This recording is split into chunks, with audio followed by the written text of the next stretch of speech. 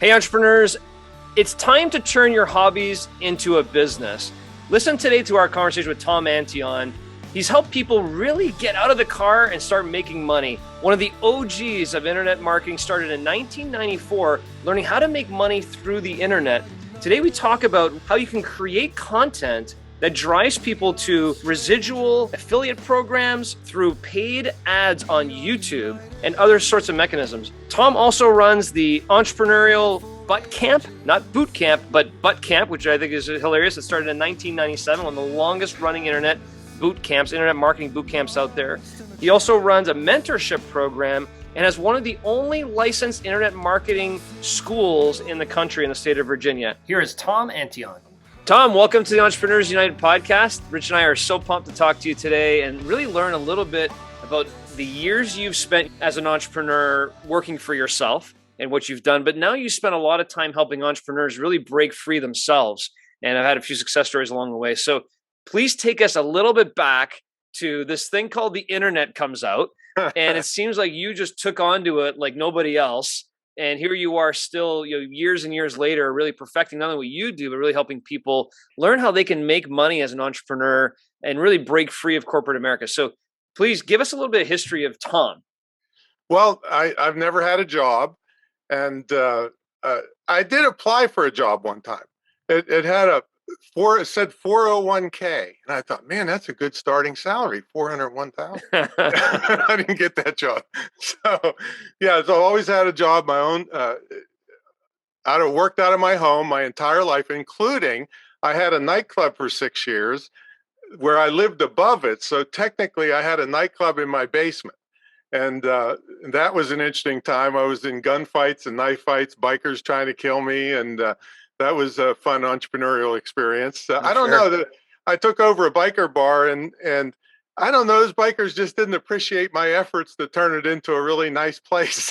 so we had over 100 violent encounters. But here's the thing, my philosophy on entrepreneurship is anything that doesn't actually kill you is an opportunity. So one of my side businesses is called Brutal Self-Defense, where I'm kind of a self-defense expert, and I opened up because of all the violence in the world today. So I made a course on self-defense, and I'm a big advocate of making your hobbies tax deductible too. So there you go. I happen to be the largest person ever to create and star in a tennis training video. It's called fatsotennis.com. So, and it's a 2 DVD set for $40, and it makes my tennis stuff tax deductible. And if you see the trailer, is I'm playing tennis and eating pizza at the same time. So, because in our tennis club, Rafael Nadal's not there. Maria Sharapova's not here. It's a bunch of fat butts like me trying to beat the younger kids. So the whole DVD is about how to run the other guy to death and before you drop dead. I've just made my whole career doing fun stuff other than get shot at, and living the life I want. I have a philosophy: I will not deal with anybody that I don't like.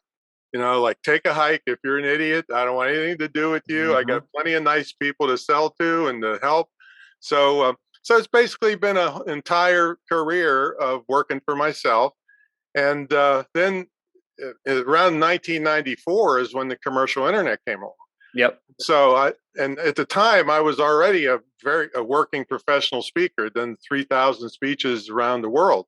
And it was hard enough to sell your stuff at the time, cassettes. Okay, anybody, your listeners maybe not even know what that is, but across the street, let alone around the world. So when the commercial internet came around in 1994, I said, "You mean I can sell my stuff around the world from my basement?" I said, "I'm going to figure this out." So I worked on it like crazy for 2 years. Didn't make a nickel until I got good training from a guy named Corey Rudel. Now, Corey Rudel was the 31-year-old grandfather of internet marketing for small business. He passed away in a tragic car accident a while back. But he was my first teacher. He was making $5 million a year in the mid 90s from his apartment. Wow. And so I got good training from him, and I started making money. $50 a week, 100, 500, 1,000. Now it's not uncommon, $30,000 a week. So training is really important. Let people that figured it out before you, as long as they're credible, because there's a lot of scammers out there now. So you got to be careful with that. So I took to it, and then people started begging me to teach them. That's one thing about when you strive for excellence, is what my father taught me years ago, is when you strive for excellence, people will notice.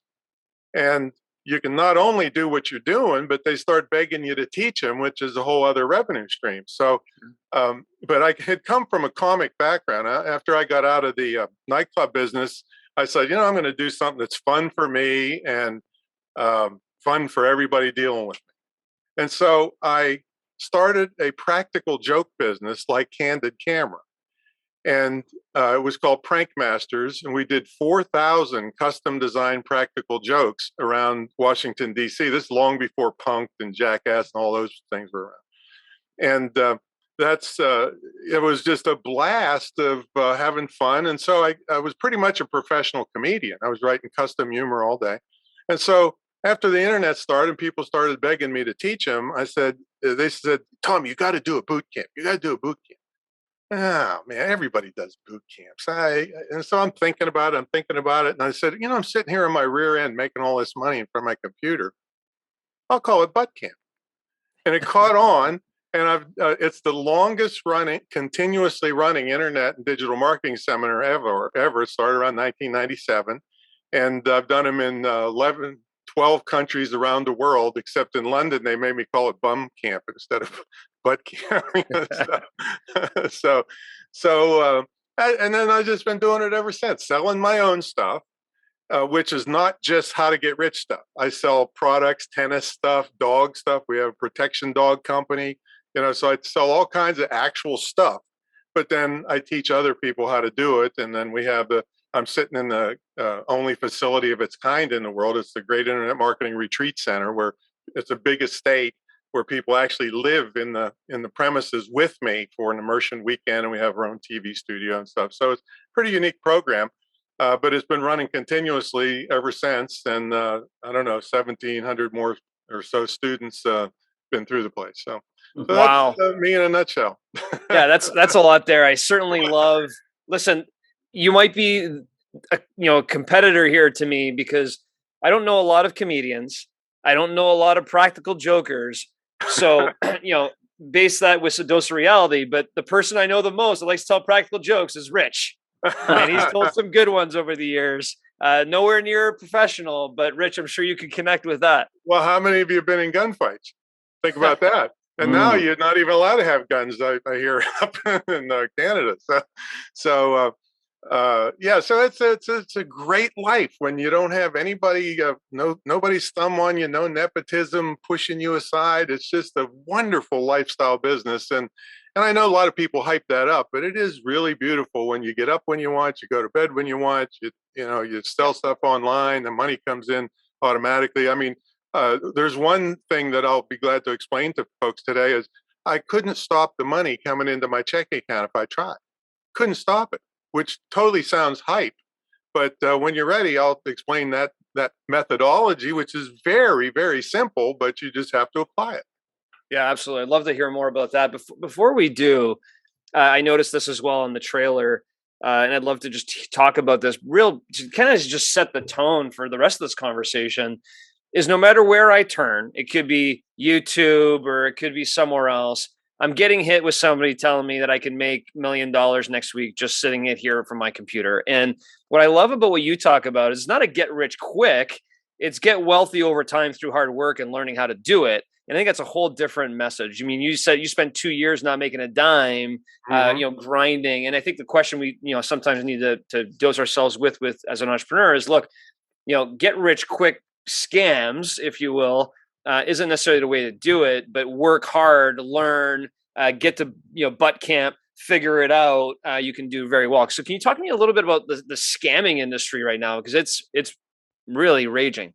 Yeah, I mean, I have a TV show in development in Hollywood called Scam Brigade. You can also see that trailer if you want. I came out against some really big seminar. It was originally called seminar scams because, like I said, I know every kind of trick in the book to steal, to rob people, because I was on stage with people doing it for 20 some years. So so you got to really be careful who you deal with. And read, I have wrote an article. It's been seen hundreds of thousands of times. I know it costs the scammers millions of dollars because it outlines if you're sitting in a seminar and this happens to you, it's a scam. And here's why. And I've got like 21 different things. It's the top 20 seminar scams. I'll send you the link later if you want. But yeah, it's pervasive and it's so easy to do it online. It's even easier than it is in a live seminar because I remember a famous New Yorker cartoon where there's a dog sitting at the computer and his buddy's a dog. And his buddy says, "Hey, you can't sell online. You're a dog." He says, "Well, when you're online, they don't know you're a dog." And that's pretty much exactly how it works. So you got to be very careful. Sounds too good to be true. I mean, it's cliche, but it's work, but it's work with no ceiling. And also the other thing that I preach, especially in today's atmosphere, it's 97% profit for digital products. So you have to really try to mess up or be scammed to mess up at 97% profit. Right? What businesses do you cover that are 97% profit? See, um, so you just have to be careful who you're dealing with, and there's so many ways they put fake testimonials out there, and a lot of people will give a testimonial not even knowing the person just to get a link back to their website. So you really have to dig deep and do your due diligence of who you deal with. Yeah. And it's very, very, because when you see that article, they put stooges. They have this stuff that looks like magic. I mean, they say we're going to create a product and sell it right here in front of you, and they got stooges around the world ready to order, and then they sell it to you. And then another thing, I was one of the first people ever to show actual sales figures online. Well, that's been bastardized now, in that not only will they just Photoshop fake stuff, but there's a more insidious way to trick people like that. So let's say somebody is doing a big launch and they say, we sold $200,000 in 2 weeks with this thing. Well, that part of it might be true. What they don't tell you is they spent $100,000 in affiliate commissions and they spent $200,000 in ads and they lost $150,000 or $50,000, and they're going to make it up on you, the sucker that's going to buy it. See? So they mix the truth with the magic. And I mean, there's some big names that you probably have heard of that are convicted felons for fraudulently selling stuff to people, and they've gotten their accounts frozen. I mean, just there's so many bad things out there. So do your due diligence first. Yeah, and I'd love to get that article about seminar scams, because certainly a lot of people go to these seminars thinking they're going to learn something and end up being sold a bill of goods. So I'd love to read more about that. But if we come back to the root, who's the target, right? Everybody wants to make money, certainly, but it seems like you try and hit a specific target, which is work for yourself. Control your life, control your schedule. Is that your target? And if you were to have the ideal persona of who you connect with the most, who's that person? Well, there's actually 3 of them. Okay. One of them, I'm very much against. Talk about scammers. This may be controversial, but if college administrators weren't college administrators, a lot of them would be in jail because of what they're doing to college kids with their 8 times the cost of living. Their tuitions have gone up. They're playing tricks with the books, so you can't resell them and you have to buy retail. I have a thing on my school website that's a quiz, the top 7 college scams, all the things they're doing to college. So one of my targets, and see, I have the only licensed dedicated internet and digital marketing school in the country. It's certified to operate by the State Council on Higher Education in Virginia. And that target, even though there's a lot of older people in there, is a younger person that doesn't want to go 4 years and party and spend $100,000 or a couple $100,000. Actually, if you look at the figures, them being out of the workforce, it can be up to $500,000 they lost by going to college. Sure. Everybody says, well, the college degree means so much over time. Well, look at Mike Rowe. A good welder can make $250,000 a year. All right. So my school is considered vocational. So that's a younger market that wants to have an income very quickly. They're highly revered. You know, it used to be older people were revered, but when it comes to internet and digital stuff, the younger people are revered. Nobody wants a 55-year-old out of work MBA to come help them with their internet stuff, you know. And sorry about you MBAs, but then and I have to say I'm just a country bumpkin. I'm not a Harvard guy like you, John. But the thing is it's vocational, and they can literally. We have one girl. Her dad spent $80,000 on a crap education for her. She's a sweet girl. She wasn't some party animal. She really went to school and came out with a lousy job. So he joined my mentor program and then gifted the school to her. That's part of the deal. You can have a scholarship to the school if you're in my higher program.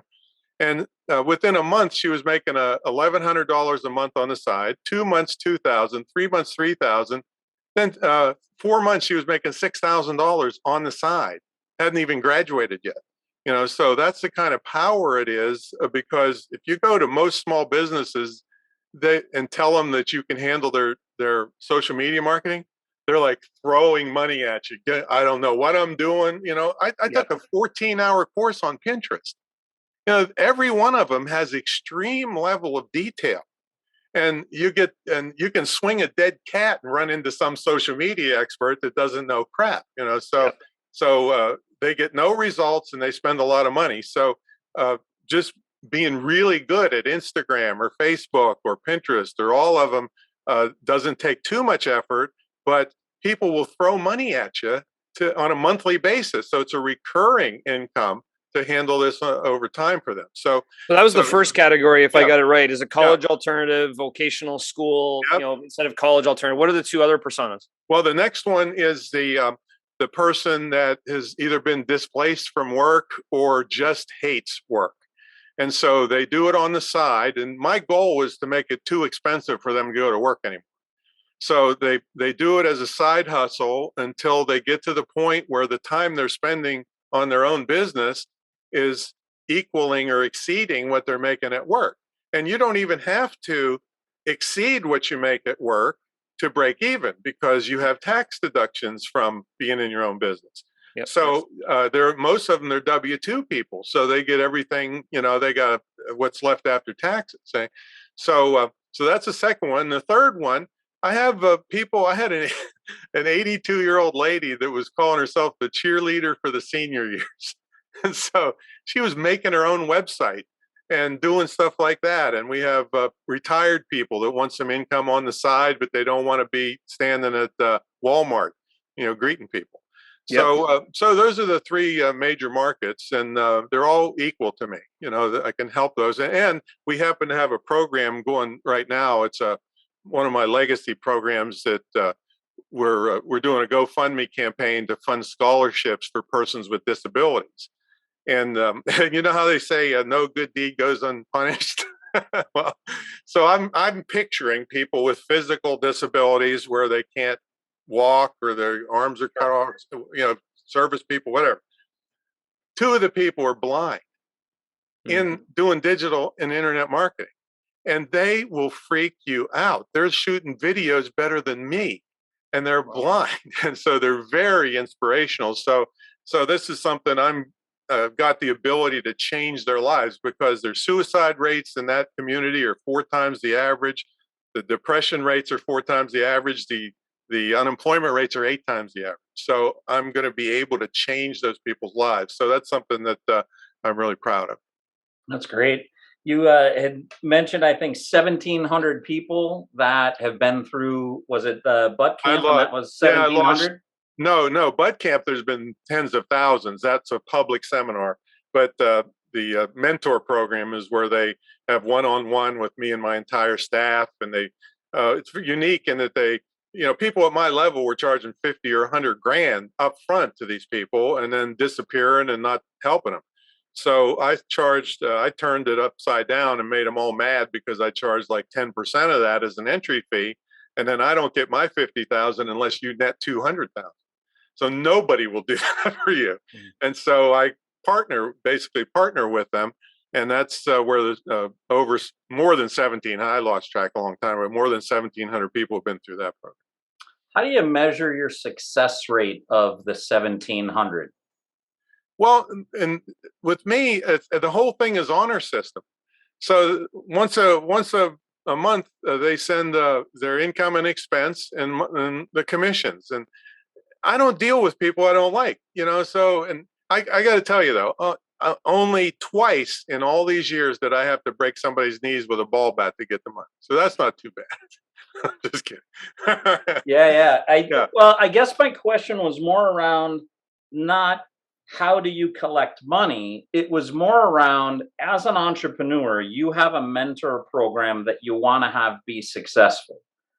How do you measure if your mentor program is successful or not for the people who pay for your mentorship? I listened to some of your guys' back episodes, and you have a lot of high-level thinkers on. I'm not one of them. All right. My success is that I've sat on my butt and done my own thing for I've been in formal business 45 years now, with not one person ever telling me what to do. And so I just tromp along like that. The money rolls in, people are happy, they praise me, they refer me. So I don't have numbers to tell you on that. I don't have, I was listening to the lawyer that does the estate planning thing. I'll tell you, I was getting so excited. I thought, I want to die to take advantage of some of these things he's talking about. He says all these, I love beating the tax guy, He's saying, yeah, you can, pass it on generation to generation. I think, man, if I was only dead, I could really do that. So you're not going to get a straight answer out of me for that. It's just that I live my life the way I want to. I treat people right. They, if they don't treat me right, they take a hike, get out of my life, and that's my success. And I could have quit this. I hit multimillionaire status doing this 22 years ago. I could have quit that day, all right, but I didn't. I'm here because I love it so much. So it's every day of just this love of helping people. Memorial Day, I'm helping people. Evenings, weekends. I threw a teleclass on Thanksgiving one time because I didn't notice it was Thanksgiving. Now, how pitiful is that? Took in, I don't think, $4,000 on the call. so that's my success, Rich. There's no real method to the madness. Just do good things for people. Although I did write a book one time. I have about 25 books, and it's called the One Sentence Business Plan. And if big companies they could save millions of dollars with consultants if they would just live by this one sentence. I suspect you want to hear what the one sentence is. Right? Let's hear it. All right. I create quality products that people actually want at a reasonable price, and I service them after the sale. That's it. If every company on earth would just live by that rule, they would be way further ahead and save all that consulting money by having mission statements that nobody in the company ever even heard of or lives by. I create quality products that people actually want at a reasonable price and service them after the sale. That's it. That's my whole life for 45 years in formal business, and since I'm 10 years old doing side kid hustles. Well, I can certainly acknowledge you weren't bluffing when you said that you'd listen to a couple of past episodes to pull out the estate planning attorney as an example. You said 97% of revenue in digital products is profit. Gross profit. Gross profit, yeah. I love watching Shark Tank, and I love having even the kids with me and watching Shark Tank. Like, it's a hobby to watch that. Right. You know what you never see on Shark Tank? How do I scale digital products? You don't see that, in part because people don't need the help of a shark to do it. Well, yeah. First of all, I love all the people in the world that spend their time creating stuff like this microphone and this pop screen and all the stuff so I can talk to you. But am I going to teach my students to fool with this kind of crap? Absolutely not. when the digital products are ingrained. I mean, I've been selling ebooks since the year 2000, 22 straight years. All right. So it's not like it's new to me, but the risk is extremely low. You get as much for an ebook as you do for a printed book. This is one of my major printed books, Wake 'em Up Business Presentations. I also have a John Wiley book, but it was the biggest pain in the neck ever because it was 18 months till they had it on the shelves, and it's an internet book. It was obsolete when I turned the manuscript in. So I don't want. I could have made $100,000. They gave me $20,000 advance, and this is years ago because it's hard to get those kind of advances now. But it's like, why go through all that hassle? It's mostly ego. People want to see their name in lights, but I'd rather see my bank account big, and I can sit here and BS with you guys, so not worry about paying the bills. So to scale digital products, you just put it in front of more people, because it's just. I was well. Let's take for instance, John used to sell handyman services, right? So any handyman that's any good could just videotape and write ebooks and take pictures of the stuff that they're doing. And now they have a vehicle that could bring in money far outside their service area. They can only work so far and actually do jobs and selling hours for money. But now they can open up and sell around any English-speaking place around the world, and they could have it translated to Spanish if they wanted, or whatever. An ice cream shop that's barely can make their rent, and all their expensive air conditioning and cooling and everything could do an ebook on how to make an ice cream cake. And a lot of them are these type of local, what you call local businesses, are doing digital stuff to keep the doors open, because the overhead is minuscule compared to going and plus working retail. You got to worry about getting shot and people coming in and robbing you. And I haven't seen any people swarm in ice cream stores lately, but they sure do jewelry stores. So help me connect the dot, Tom. I'm going to tell you a true story. It was maybe 2 months ago or so that my Breville espresso maker broke. And my wife and I make espresso at home. We committed years ago that we weren't going to pay for Starbucks every single day. Mm-hmm. And we learned to love what we make at home. And the thing broke. And I'm not that mechanically inclined. So I went on YouTube and I had to figure out, okay, how do you take this thing apart? It's already broken. What am I going to do? Break it more, or it doesn't work? So I took the back of it off and I look at it, and it's very complex in there. And I read a bunch of message boards and this and that and the other thing. And long story short, I ended up having to order a 3-way solenoid from Germany because they didn't have any in the US that are the Breville ones, even though it's an Australian company. And that came in, and I watched a video on how to change out the 3-way solenoid. It's a little complex. I'd never otherwise figure out how to do it. So there's somebody who took your advice.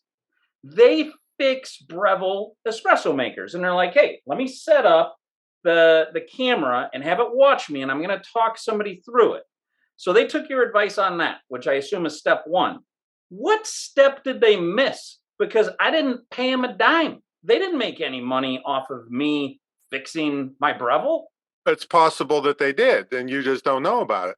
Tell me about it. Because they may have monetized their site with advertisements, either pre-roll or post-roll, or in the middle of the video.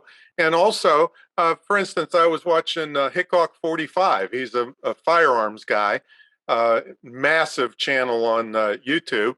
He's on Tucker Carlson, gets speaking engagements for high fees. So there's other ways to monetize it, but just the advertising alone would monetize it, and could be get a sponsorship from Breville. All right, so there's all kinds of ways to monetize. Well, and there was something, I will say this, I'm sure he made money on it. I did click on something that brought me to Amazon that said it's not available. I'm sure Amazon paid something. Okay, well, yeah, he might for have a link not available. Yeah, that was his affiliate link to stuff that helps support his channel. So yeah, there's all kinds. And I had a neighbor, has a cutest little girl, about 6, 7 years old, and she came to me and I don't have much to do with kids, and she said, I want my daughter to do one of these YouTube toy videos. And I'm trying to discourage her. I'm thinking, all right, I'll look into it. All right. I couldn't find one of these videos for the little kids with less than 1 million views. I barely could find a channel that didn't have 1 billion views. All right. And I thought, oh my God, I never even, it's not my thing. And so that's, you can have a little kid making a fortune. I mean, the one kid got a sponsorship from Colgate. They took him out and the whole family out, and he did a thing at the Colgate studios, gets paid the sponsorship fee. With 1 million views, you're probably making $4,000, $6,000, $8,000 per video. So the Breville guy's probably not hurting. All right. You made it clear. I'm not going to get a straight answer from you, but I'm going to try to get a range. Can you ballpark how many streams of income do you have? Give me a range. Okay, so let's see. I've got real estate income. I've got oil and gas income. I've got there's multiples inside the. That's what I mean. internet Like business. if I were going to if you sent me your bank record and I were going to count all the places you get deposits from. Okay. Ballpark, how many streams of income are you receiving? All right, so I got to from? count them up because I never think about it too much. So I got brutal self-defense. I got Fatso tennis. I got Protection Dogs Elite, and they're $20,000 to start and up. And then, just all my internet marketing books. Then I got public speaking, where I haven't done less than 100,000 at the back of the room in 22 years. So that can be 100,000 to $250,000 every time I speak. That's with 200 to 300 people or so. So let's see what else I got. I won't say modeling, because I don't think modeling. I used to do TV commercials, but I don't think anybody wants the fat guy anymore. So a bunch of them. Would I estimate you've got 50 plus deposits from different places that are coming in? No, because all the internet marketing stuff, goes through one account. Okay. Yeah. So if I have 25 books, all of them are going through the one place. So it's not 50 different things. No. But there would be 25 books all creating money for you. Income, right? Okay. And this is where maybe I should throw in the fact about the bold statement I made earlier about I couldn't stop the money coming if I tried. So I wrote a book in about 4 hours, an ebook, at a layover at McCarran Airport in Las Vegas. I remember it vividly the day I wrote it. And it's a free ebook. This is even going to sound more outrageous. It was a free ebook, and as of this morning, it's brought in $3.69 million. So you say, that sounds like BS, Tom. You're in the scammer mode. No, let me explain it. All right, so there's a basic thing that your folks need to know about that if they don't, it's called affiliate marketing, which means I promote a product that I did not create, and if somebody buys it through a tracked link, I get a commission. All right, that's a basic affiliate. Like if John decides to sell some of his old hockey pucks, and I say, these are the best hockey pucks. They're directly from Canada, Montreal, where I got slapped. Remind me to tell you about that. Some girl slapped me in Montreal. Somebody buys it through my affiliate link, John's going to give me a commission. Okay, that's a basic one-time sale. Well, the next level of that is called a residual affiliate program. And let's say, Rich, you had some type of membership site, and I couldn't find I couldn't find you online too much, so you're hiding from me. But let's say you had a membership site on something, and I recommended it. I said, hey, you got to join John's membership site. It's really great, blah, blah, blah. And so somebody clicks through my link and joins your membership site for, let's say, $30 a month. Well, you maybe give me $10 a month for everybody that joins. And the first month, they give you the $30 and you give me 10, right? Next month, they give you $30 and you give me 10. Next month, same thing, on in perpetuity as long as they stay in the site, right? Well, multiply that by I sent you 1,000 people. All right, so now you're sending me $10,000 a month and you're thrilled to death because you're making $30,000 a month. All right. That's a residual affiliate program. Now, how many times did I promote your site, Rich? Once. How many times did I get paid? On and on and on. That's why I could have quit 20 years ago and still had several $100,000 a year coming in from residual affiliate programs. So the free ebook, see, every book, a book is the biggest hassle, least profitable thing you'll ever do. It's what the book leads to is where the money is. So this was a free book that told you how to do something, but you can't do it unless you buy the tool or lease the tool necessary to do it. And that's where I get the money in perpetuity as long as you keep using the tool. There's loads of these. I think there's actually a site, residualaffiliateprograms.com, that all kinds of stuff, hosting and supplements and things that people buy over and over and over again, cleaning supplies.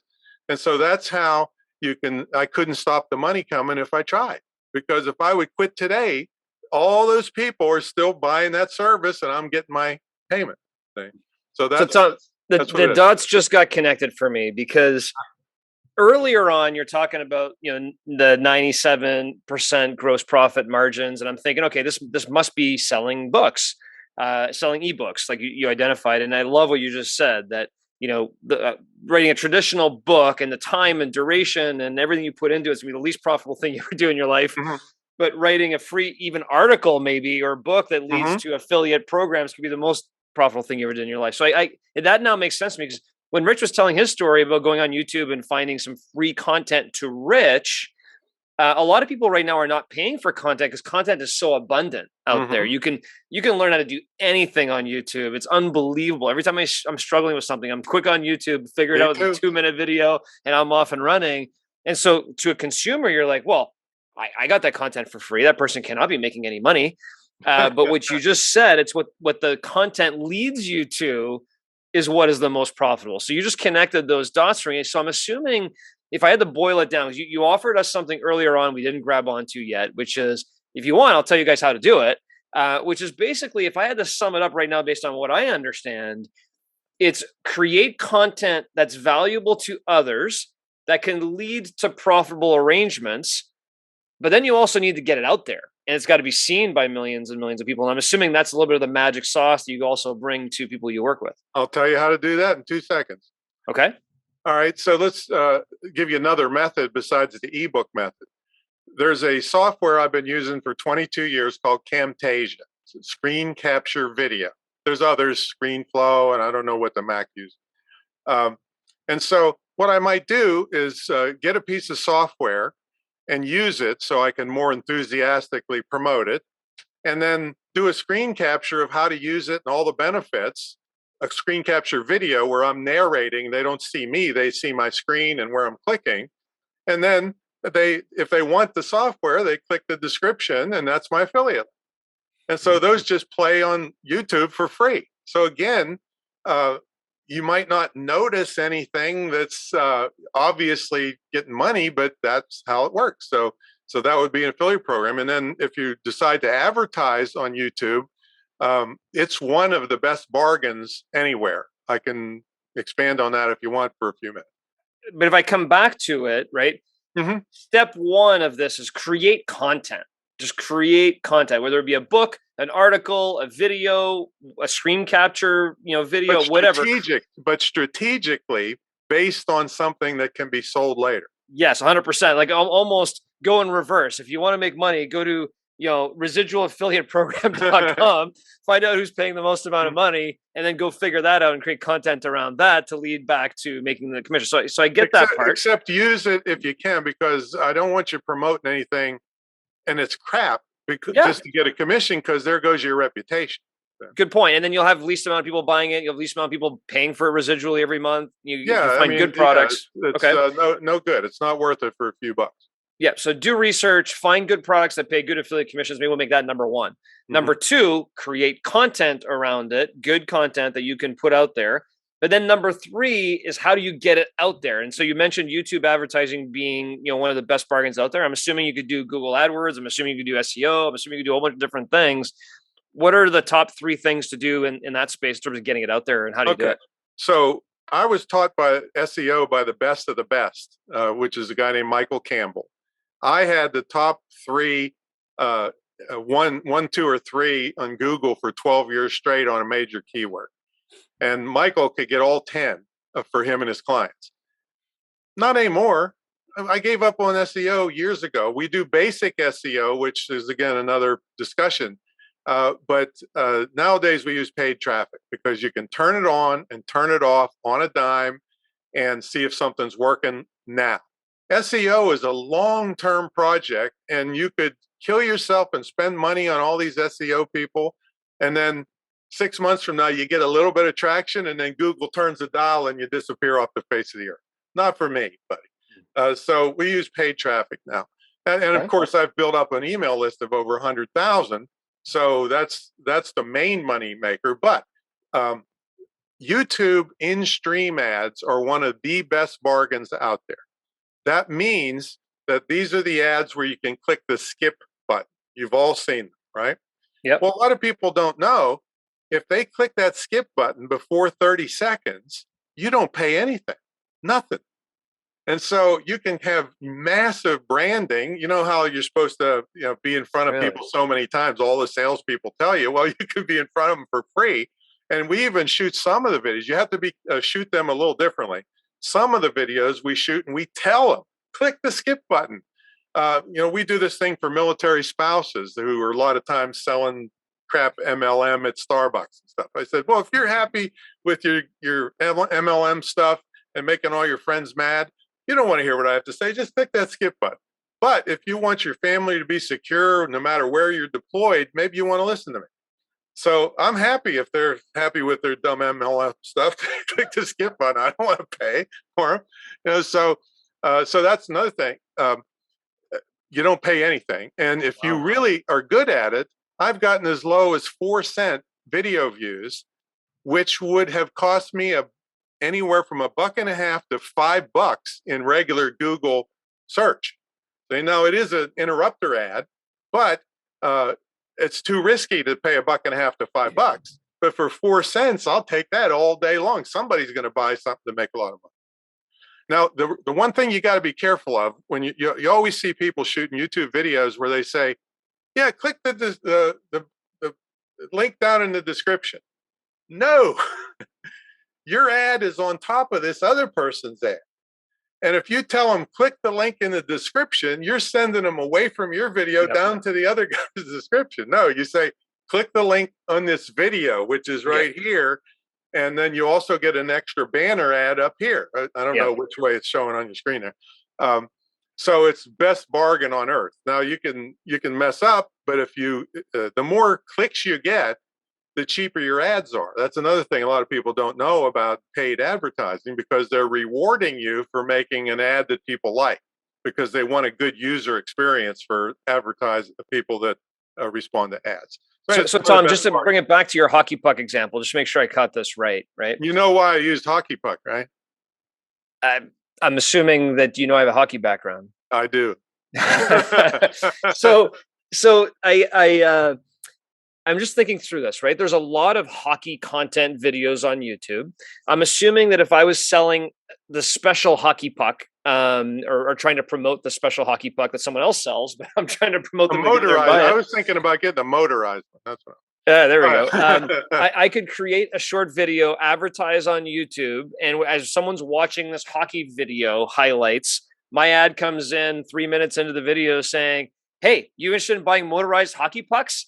Click here. If you're not, click skip right now, so I don't have to pay for you. Oh, but otherwise, stay here. I'm going to show you the coolest puck in the world, right? And I show them the puck. They click on it. It sends them to the coolest puck in the world. It may not even be something I made, but it's something I'm getting an affiliate commission on for them buying. Is that kind of the premise? That's right. But if you slant towards more digital stuff, you got a better chance of making money, because you're only getting a portion of the hockey puck sale, and that's a physical product, so they're going to have less commission they can pay on it.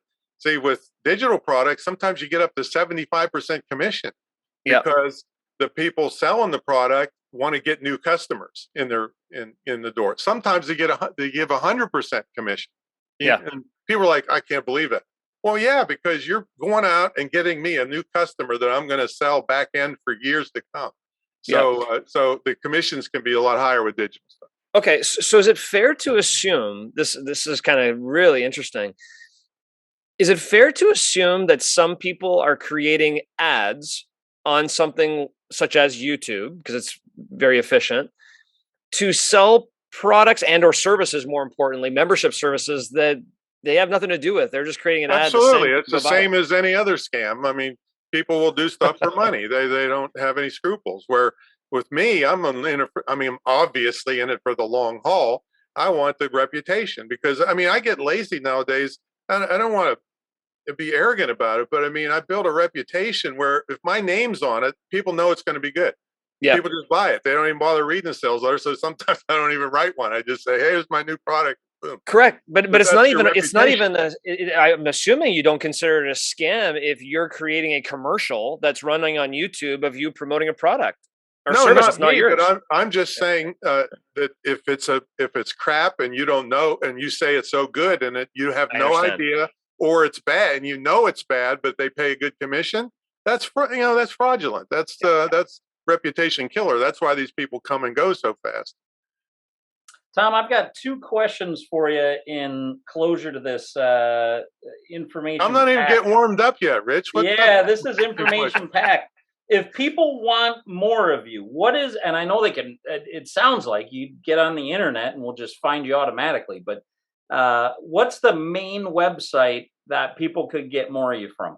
They probably should go to my podcast, Screw the Commute, based on the fact I never had a job, and which you guys are invited on, I might add. If you'd like to partake, we just passed 600 episodes this week.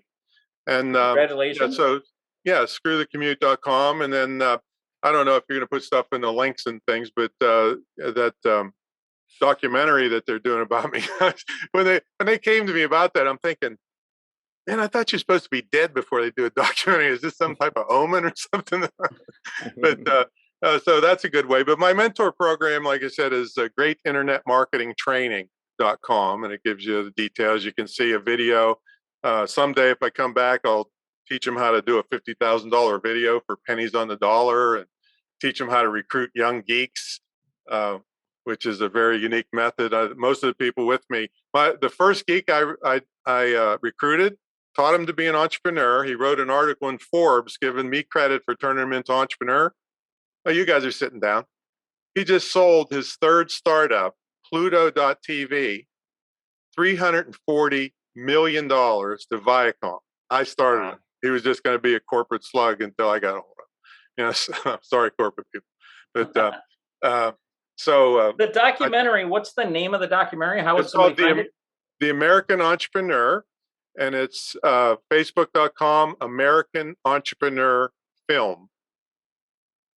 Okay. It's coming. It should be coming out this fall. It's out of my hands of when it actually comes out, but they're trying to make deals with Netflix and stuff. Okay. Well, in closure, the last question I've got for you kind of brings us back to the start. And I can't wait to hear you guys recap for this too. Do you do that here or while I'm here, or do you put it in later? No, we'll surprise you while we talk about you. Oh, yeah, okay. I want to hear more about a place where you started. You said that you strive for excellence and that your father taught you that. Is your father with us today? No, my father passed in the year 2000 at 94 years old. And he came from Syria on a cattle boat in the early 1900s. He put the first electric light bulb in Carnegie, Pennsylvania, had his own electrical contracting firm at 13 years old, battery operated, I might add. There was no electrical wires run. And yeah, so I remember vividly, I was about maybe 9, 10 years old. He was an electrician by trade, and he's wiring a panel. And I'm looking up and I say, hey, Dad, why don't you just cut the wires across at an angle and save some wire and save some money? Oh my, that was the wrong thing to say to him. I can remember, like, I'm getting goose pimples thinking about it. He looked at me with daggers in his eyes. He said, don't you ever, ever sacrifice your excellence and professionalism to save a few bucks. Oh my God. I said, okay, Dad, I got it. So every product I put out, I go overboard, spend another couple days putting more stuff in it, make sure it's way more than they ever delivered. And then you see this thing behind me, Yeah. this poster? Describe it for our listeners, will you? Okay.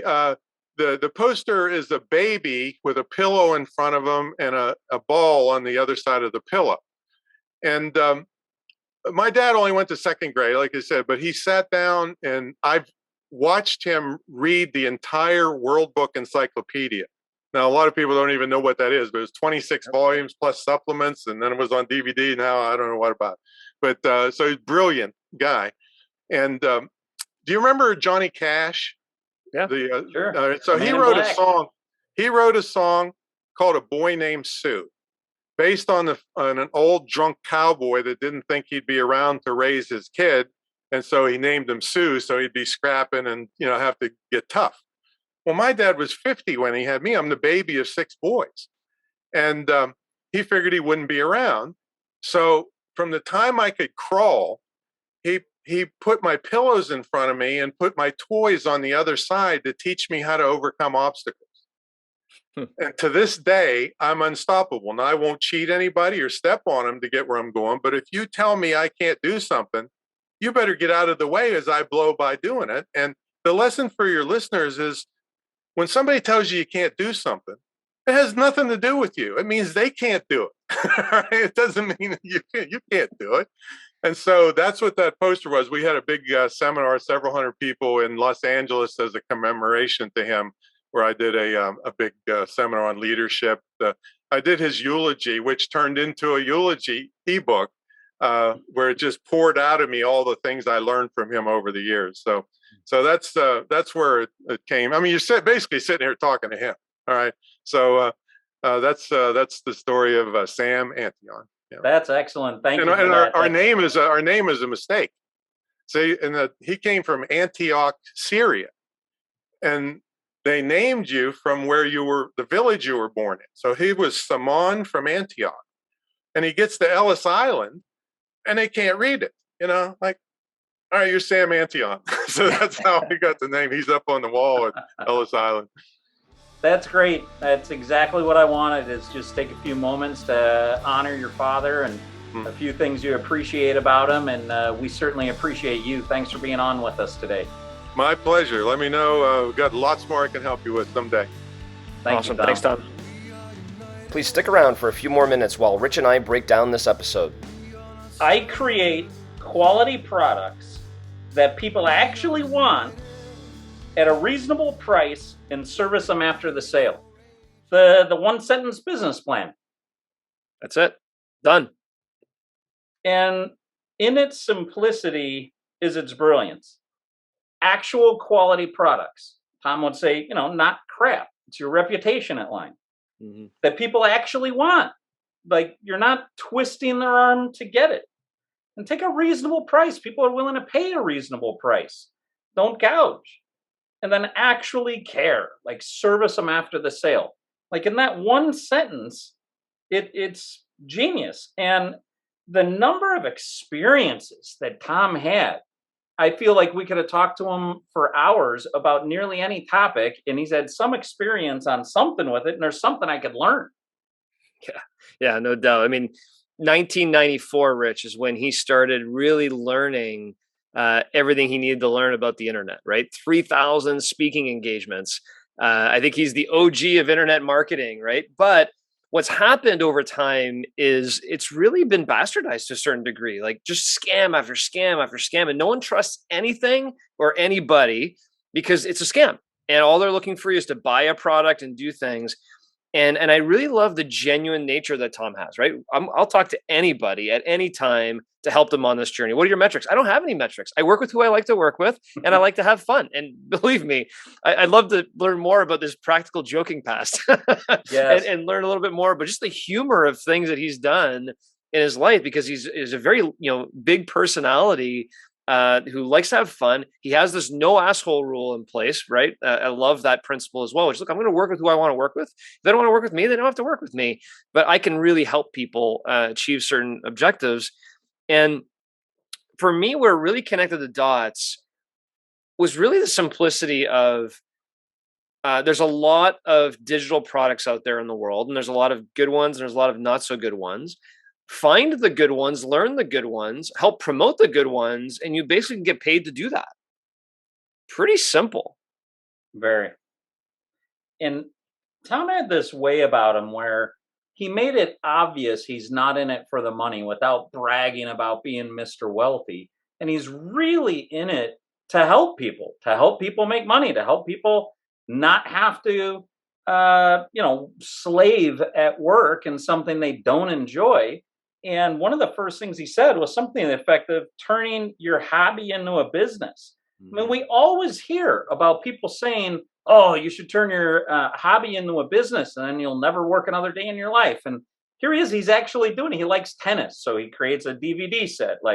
I was thinking, you know how many computer programs I use? How easy it would be for me to screen capture how to use them. I've often said, I'm an expert at a lot of computer programs that I've used. I'm terrible. I'm like, on a grading scale, I'm an F at problem solving when they're broken. So I wouldn't do a screen capture on problem solving if it's not working, but I could do some great screen captures on how to maximize the efficiency of the tools I use. Yeah. And there's a lot of, just content is everywhere right now. But what people don't realize is how specialized the content could be. Like to your example on that espresso machine, right? And you may not even have realized it, but you're going on to this person's YouTube channel who's probably having some sort of ad that comes on before that video plays that maybe he's making a few pennies or dollars on. And then you click on the Amazon link to go buy this $50 part that he's probably getting a commission, whatever. There's just so many ways that you can monetize good content of good products and services. Now, where the trick really comes in is how bad do you want it? How bad do you really want to spend time learning and creating this thing, right? So as an example, if you're in corporate America, you're mid-career right now, and you're a little tired of working for somebody else, and you want to work for yourself, the biggest roadblock people have, Rich, is, well, I can't give up my income. I have a family that I have to support. I can't just quit cold turkey and start this new hobby thing and hope it makes money for me. But what they can do is they could start, just as you articulated, start your little side hustle. What do you have a passion for? It could be cars. It could be motorcycles. It could be espresso machines. I don't know. But go find, something you do have your hobby in, start creating content about it. That helps you become an expert in that space. It helps you create some credibility, but then you can start making some money to the point where maybe you do invest in the butt camp or the mentorship program and you start accelerating your learning. And then all of a sudden your income is partially replaced. And what I mean by partially, Rich, there's something very key that Tom talked about here. If you make $50,000 a year, I'm just picking a number of the year, as a W-2 employee, post taxes, you're probably clearing somewhere around 35, right? Well, as your own business, you probably have enough expenses that if you actually clear 35, you're in a better spot than if you were making 50 as a W-2 employee. So that's a whole bunch of taxation there and stuff you got to learn. But at the end of the day, you can start your side hustle, but it takes time. Would you take 1, 2, 3 years to figure it out before you had to leave your job to create that side hustle, right? That's really where I think the rubber hits the road, and people usually choose not to. When if they did invest that time, they could be in a much different place 3 or 4 years from now. And creating multiple streams of income where it's not just one and having to worry about somebody getting laid off, somebody getting fired, or something happens with the company, and having something, anything, some backup plan as an additional stream of income. Sounds like that's what Tom is an expert at working with people on.